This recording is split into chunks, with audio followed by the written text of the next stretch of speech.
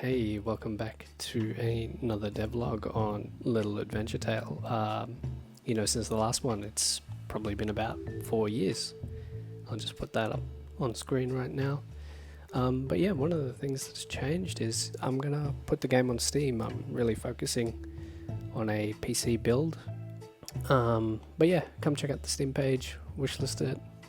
When I first launched the page, I had this as like the 31st of January 2025, but I'm playing it by ear still at the moment. I'm pretty sure, this is the first time I'm making a Steam game, but I'm pretty sure I could have just put like a vague coming soon thing for the date. I'm going to have Steam achievements, it's going to support Steam cloud saves and Steam leaderboards. I guess my tags are working because we're getting some card games listed here as well. Obviously a big Slay the Spire fan. I started developing this game sort of in 2019 actually, around COVID actually.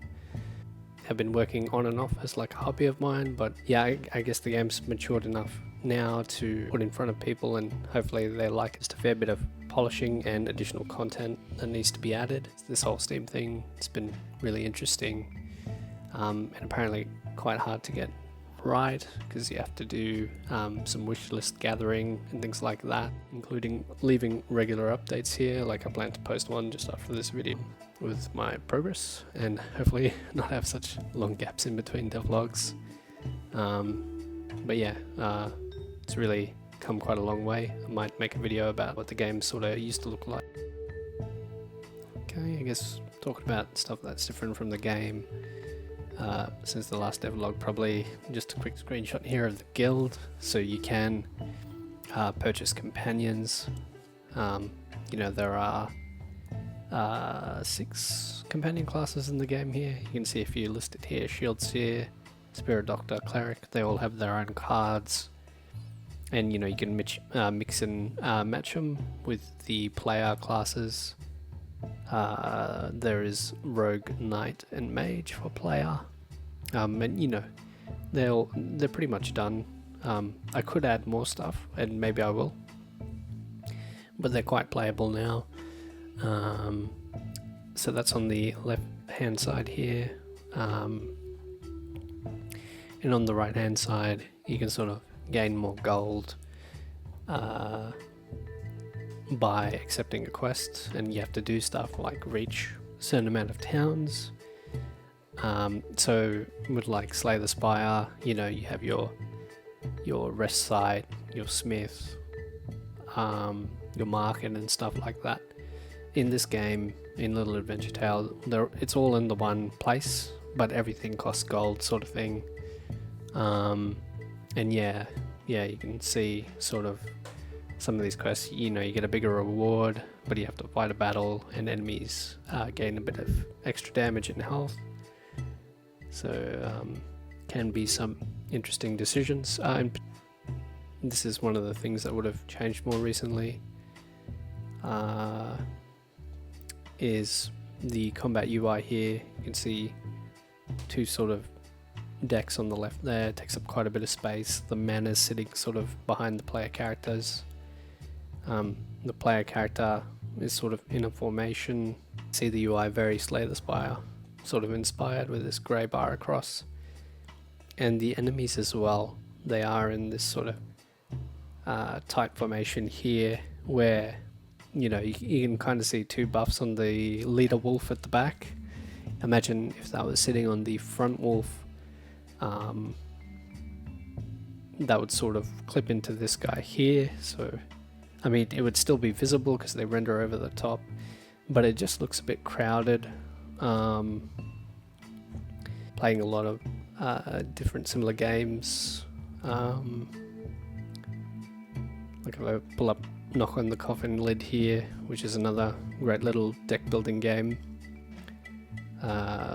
you can kind of see that flat line of where all the characters would be. They sort of stack up in a line so stuff doesn't render over the top of each other. And Rogue Book here, same deal. Lots of different ideas with the UI. This is a really good game if you haven't played it. because you can like play with positioning of the heroes here. Like whoever's in the front takes the damage. So like you see this card here, Smoke Bomb, you'll move the front hero backwards and then they'll take hits. The big guy will take hits instead of the girl here, Shara. So I guess I was looking through a lot of different games, and of course the OG here, the whole reason I started making this sort of game. Good old Slay the Spy here, you can see an ironclad run, fighting a cultist or a ritualist. Yeah, but you can definitely see the inspiration there with the bar there at the top. Their bar looks nicer, nice charcoal color there. This just caught my eye, but I guess this is Roguebook. The overworld here is quite cool compared to the other sort of deck building games. But we're here to talk about my game. Getting sidetracked there. Just really been tunnel vision on I guess working on my game. So you know, I got this giant sort of list of trinkets in my game here. So I was like, how should I render that? Because you know, I want it to be in the same place on every screen. And I think it got to the point just where I had everything before. You remember the mana was behind the player here. The consumables were sitting at the top, so things were clipping into each other, especially if you had like 2 or 3 rows of trinkets, which you could get to in the game right now. So that didn't look so good, and of course playing around with the timer and where I should put stuff here. And you can actually see some of the cleanup happening with this much more tighter discard and burn pile here. I added that in. Like if you play these cards that say once, that's the version of exhaust in this game. And down here you can see the difference of the lists of decks here. The pluses and minuses are smaller, and the counter of which cards you're drawing from is a bit more obvious. It looks a bit cleaner, and the mana's there as well. The consumables, I guess they didn't end up getting positioned there. That was an idea, but it was a little weird because it wasn't consistent with the rest of how the game sort of started looking. So that was a problem I was sort of pondering on, and just bringing up the old one again, you can sort of see the difference. Just sort of clustering it more down to the bottom left. There is one more problem I have to solve though, is when you do get up to 9 cards, because the default is 5. Sorry, max hand size is 9. It does sort of start rendering over this last deck here, and you know, I should group the cards tighter together when that's the case, but I've got a very bespoke setup with my cards, or I've sort of coded myself into a bit of a trap, so that'll actually take me a while to fix. That's just the kind of problem I guess you have with a long running project like this that you started ages ago.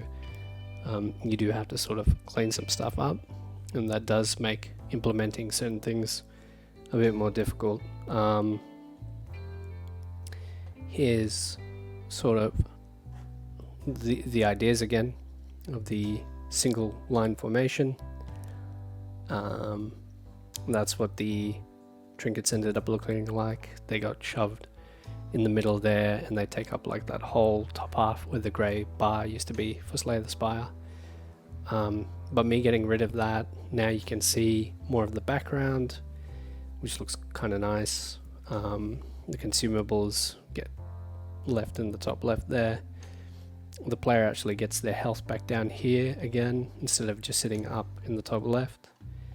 And you can see it looks a lot better with just the, you know, just the 6 cards there. One other thing I worked on was localization, and this is kind of how it felt because I decided to do my own. In and out, 20 minutes adventure. So let's actually hit play here so we can have a quick demo of where the localization got up to. There's still a few items outstanding, but here's a little drop down. I need to definitely make a change where this is probably a bit easier to get to, or a little more obvious, or it'll use like pictures of country flags or whatever. But for example, if I switch to Korean, just out of random, you can see I'm not fully done yet, but you know, stuff here does get translated roughly. Got a game speed slider here. I guess this settings menu is new now that it's going to Steam. I need to fix this X here, but yeah, now that it's going to Steam, you know, there's some graphical options and such. Menu does get translated a bit.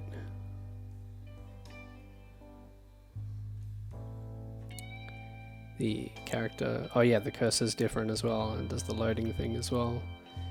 And character creators a lot better than it used to be. It's more visual. This used to be a bunch of drop downs, so it wasn't as easy to use as this. It needs a bit of work.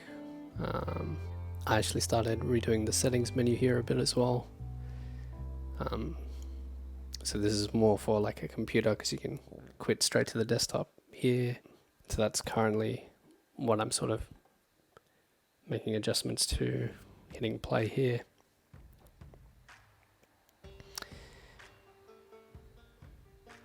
I do have like a voice actor reading out the story for now, so you can listen later if you do end up getting the game. I do wishlist it on Steam.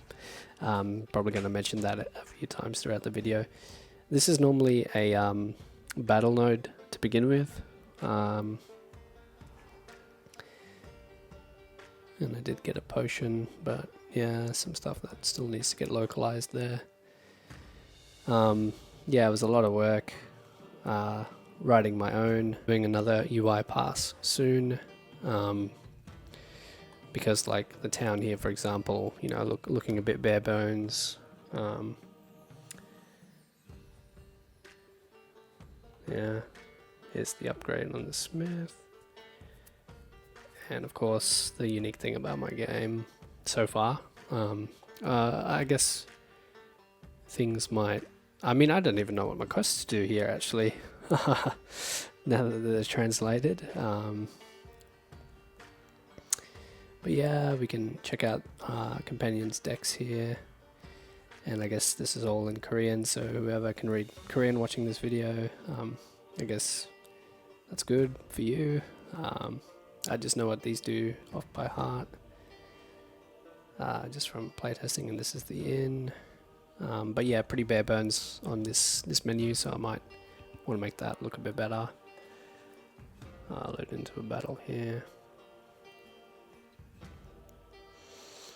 Don't recall picking that haircut, so that might be a bit of an issue with the character creator as well. Yeah, so localization mostly working. There's probably a few cards, like I haven't tested all the cards yet. But yeah, like, yeah, just kill this dude off. Yeah, so I guess this is what the game looks like now. Card animations, I don't think I had that before. And there's a bit of a thing here where, like, you can imagine if there's a whole bunch of enemies and they're all targeting the guy at the back here, I might decide to draw 3 cards or even 4 cards from this guy's deck instead of the player deck. He does only have 2 mana. But yeah, there's some decision making going to be needed. And saving and loading was another big thing. So I kind of got that working. We can sort of pick up where you left off. Thanks for watching another devlog. Again, this game's coming to Steam, really looking forward to it. Please wishlist, and I hope you have a lovely rest of your day. Thank you.